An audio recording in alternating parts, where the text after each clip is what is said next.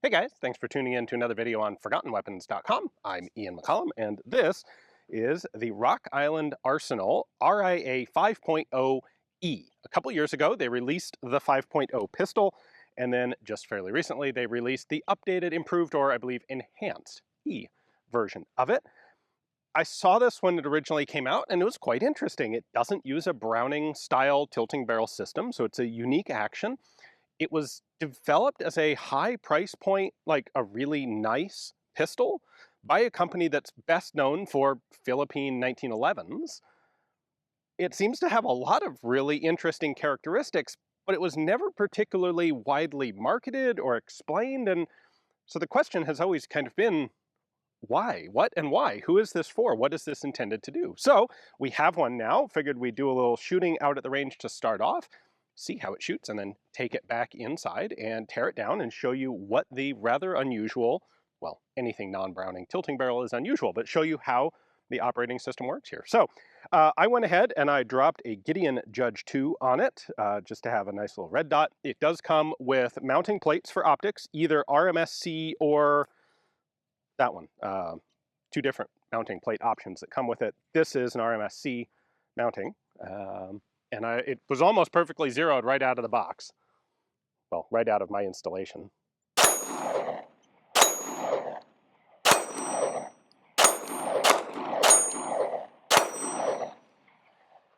Now, Rock Island says this has like 150 round break-in period. You should lubricate it regularly during that break-in period to avoid issues. I have done none of that. I just took it straight out of the box, put the optic on, and I have started shooting. And so far, it's just working perfectly, which I really like to see happen.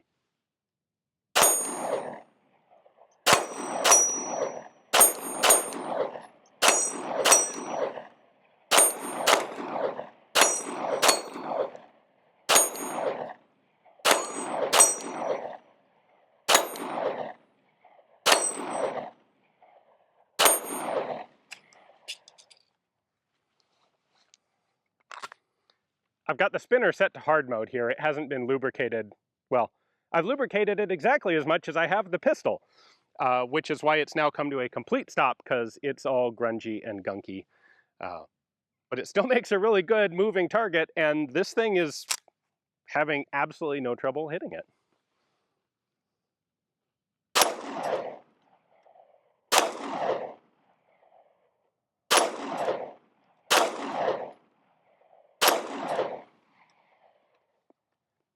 This is a very smooth handling and nice soft shooting pistol. The recoil is like really quite nice.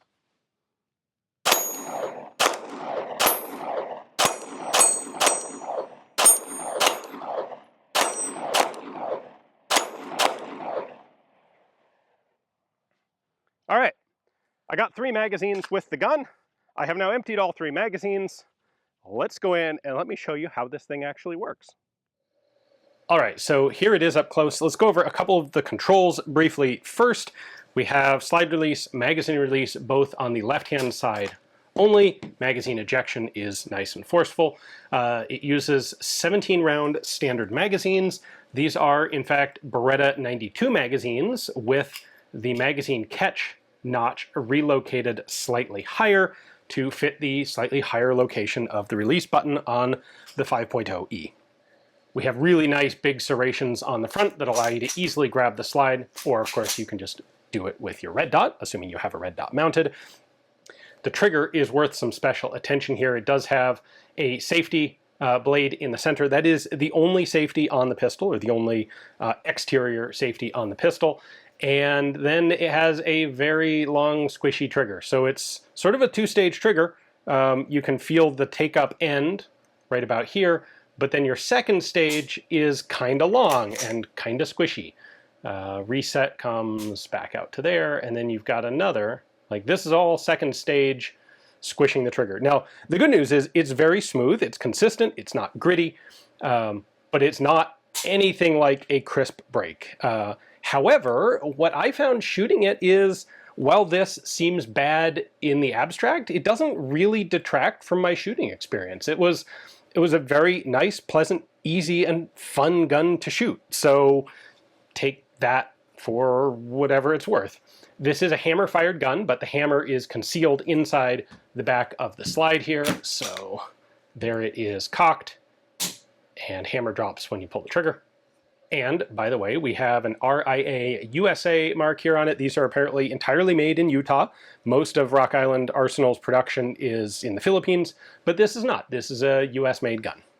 In fact, there we go. It says right there, made in Cedar City, Utah. And a big old RIA 5.0E on the front left of the frame.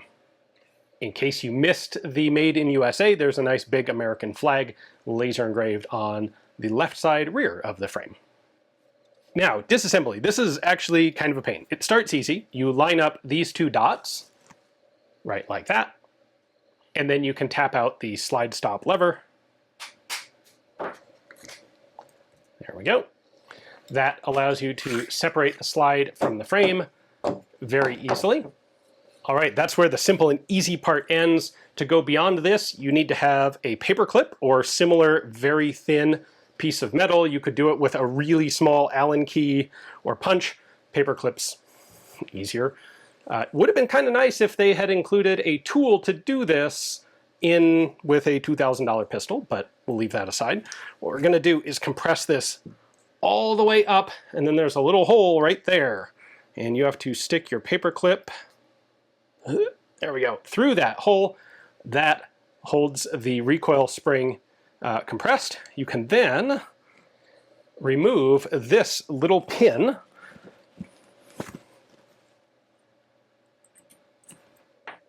like so.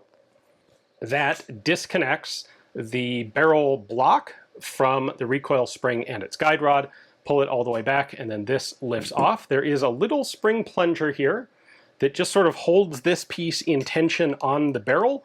And it is possible to kind of jiggle this out of position while you're trying to figure out how to disassemble the gun, and that can be annoying, so don't do that.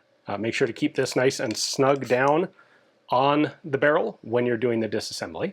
Anyway, at this point, we take this off, and we can then slide the barrel right out the front of the gun. If that's all you need to do, fantastic. You know, if you just want to clean the barrel, take it out. You can leave the recoil spring set up like this. However, for a full disassembly, you need to push this in, relieve pressure on it, and then slowly let it out. Or, I don't know, just yank the paper clip and let it yeet itself across the room. So that's our guide rod and recoil spring. And this does have a very specific important function in the cycling of the pistol, and that is this angle on the front surface of it. Because we also have the locking block right here.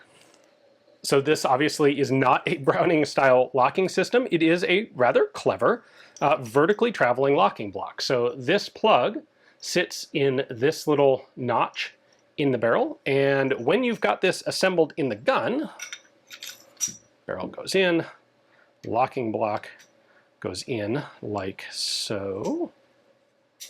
There we go. When this is down, it has locked the barrel and the slide together because this cylindrical piece is locked into that notch on the barrel, and obviously it is locked into this big lug underneath the front of the slide. So this is the in-battery position. As soon as this starts cycling backwards, you've got your guide rod here locked into this piece, and this piece is locked into the frame by means of your slide stop pin. So this is going to remain fixed in place while the barrel and slide compress backwards over this recoil guide rod. And as they start to do that, the angle on the end of this guide rod is going to push that locking block up. So that's the locked position, that's unlocked. And as soon as it's unlocked, the barrel can operate independently from the slide. So that's the equivalent of your tilting action on a Browning system. Instead of tilting, it is just this locking block lifting, well, lifting in this view. If you look at it the way the pistol actually operates, that locking block drops down to unlock. This is a really cool system. There's nothing wrong with it. It's not the first vertically traveling locking block out there. There are a number of historical examples like the Nambu and the Bergmann 1910 system. On a more recent note, if you remember the Strike 1/Archon pistols, they use a very similar system. They have sort of a locking yoke here instead of a locking cylinder, and they've got it at the chamber end instead of the muzzle end, but it's the same sort of idea. This vertically traveling piece locks or unlocks the barrel from the slide. So the idea is that as long as the barrel and slide are locked together, pressure can only go out the muzzle end. The whole thing has a lot of mass here that will start to reciprocate slowly backwards. Then once it unlocks, the slide stops, the barrel continues, the barrel stops, the slide continues to open, which will then open up the breech end of the gun, but only after pressure has dropped to a safe level. So the advantage of having a system like this is you can make the whole top end of the pistol shorter because you don't have to have extra space for the barrel to drop into. That translates into having a relatively low bore axis because it's that intermediate space that on a Browning gun the barrel has to drop into. You're able to get rid of that and bring the shooter's hand up closer to the actual bore axis. So that's all a good thing. In addition, Rock Island has developed a really pretty simple pistol here. There's a lot of very basic shapes and very basic cuts involved in manufacturing this guy. And they probably have a pretty reasonable cost of manufacture on this. Like, that's a clever element. Whoever designed this did so absolutely with an eye towards manufacturing efficiency, which is neat. We don't always see that in modern firearms. We should, but a lot of the small-scale niche producers don't. They'll make something, they'll add a bunch of features without much thought as to how long it's going to take to actually manufacture them. If we take a look at the frame, it's pretty similar. There's not very much going on here inside the frame. We do have an out-of-battery safety right here. When I pull the trigger, that has to go backwards. If the slide is not fully in battery, there's no space for this to go backwards, and so it can't fire. That's a good safety system.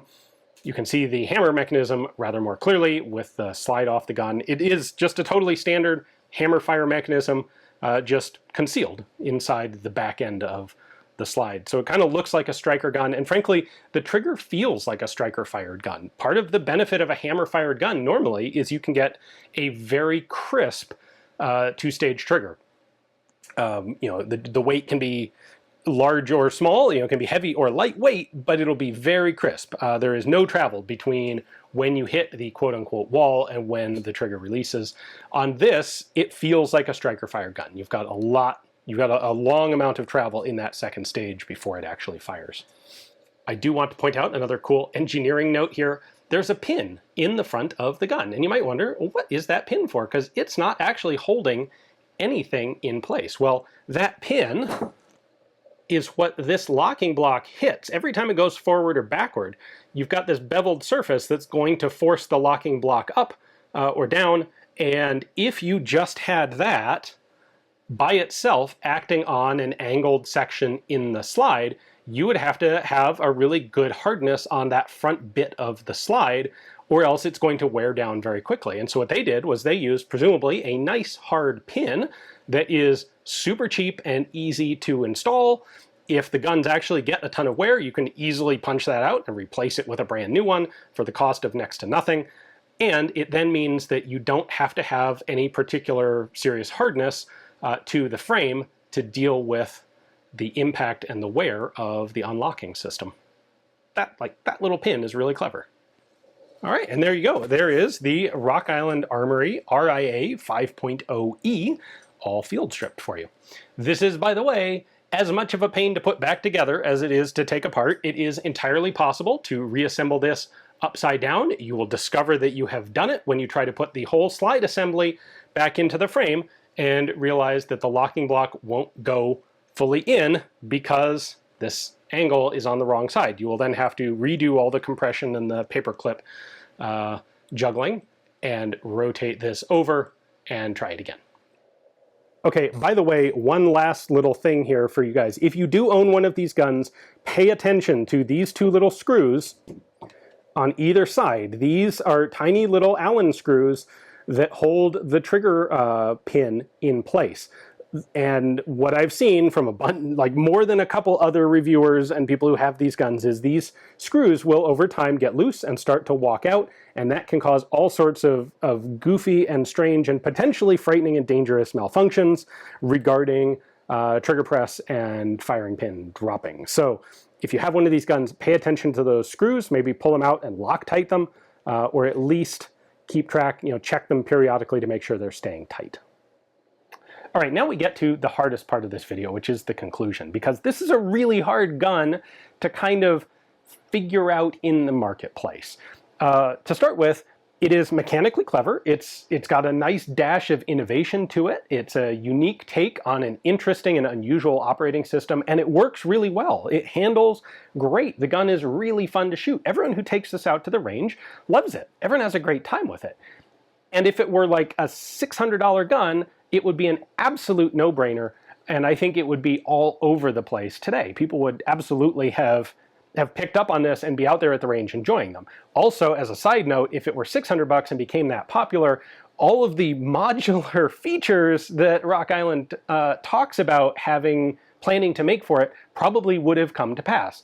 When they first announced this gun, not the E version, but the original 5.0 several years ago, they talked about different colors and different grip frames and different, extended magazines and all sorts of stuff. Kind of what you always hear about modular gun designs. Like, we're going to have so many different options for you. And then, as usually happens, absolutely none of those have come to pass. They do have a special version that is 30% more right now, that's gray in color and has a magwell funnel on it, and maybe there's something else to it, but that's what I can tell that's different.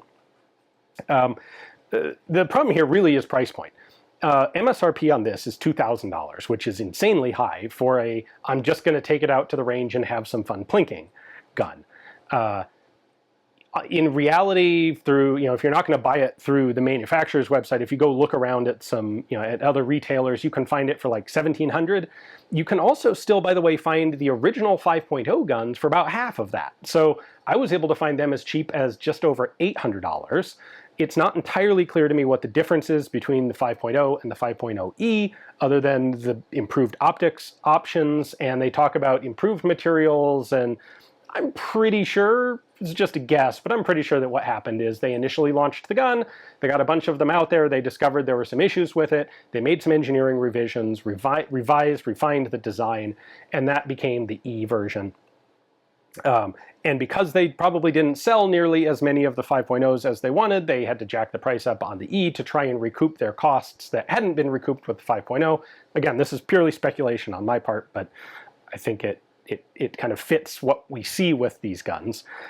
I am tempted to say it might be an interesting idea to just go buy the absolute cheapest 5.0 you can find, because you'll probably get most of the features and most of the fun of this gun without the really exorbitant price tag. I mean, $850 for I'm just going to go have some plinking fun at the range is still expensive, but it's not $2,000 expensive. The problem for Rock Island here is at the price point where this thing sits, their competition are guns that are refined, like carefully refined for a very specific purpose. Typically for a semi-auto 9mm like this, it's going to be a refined competition gun. You can get a CZ Shadow 2 for like a heck of a lot less, many hundreds of dollars less than this, and it's going to be also a great gun, probably a better gun for competition because it's been specifically refined and tuned and designed for that purpose.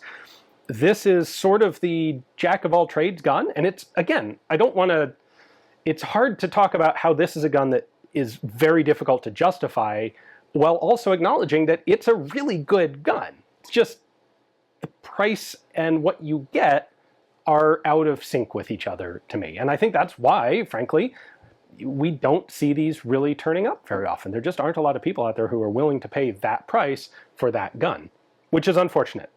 If there was a way for the price on this to come down, and I would think it'd be really nice if there was. This thing is designed for efficiency of manufacturing, clearly. I have no idea what their actual manufacturing cost is, but perhaps there is a profit margin in it that they would be willing to trim down a bit, and that might allow them to get some real sales. It's very hard for me to justify recommending this as a pistol to someone who doesn't have a really specific purpose for it, and there kind of is no specific purpose for it. It's just a really good gun at a really high price point. So there you go. If that's a weird non-committal conclusion, I mean, it's kind of a weird non-committal gun, but a really fun, weird non-committal gun to shoot. So full disclosure, Rock Island Arsenal sent me this gun for free. So to do the filming and to keep afterwards. So I do have this.